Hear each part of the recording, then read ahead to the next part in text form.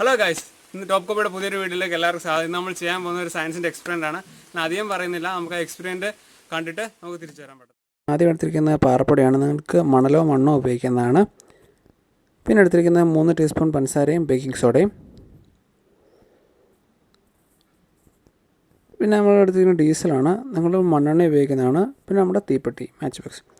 പിന്നെ നമുക്ക് 3 teaspoon പഞ്ചസാരയിലേക്ക് 2 teaspoon baking soda ഇട്ട് കൊടുക്കണം.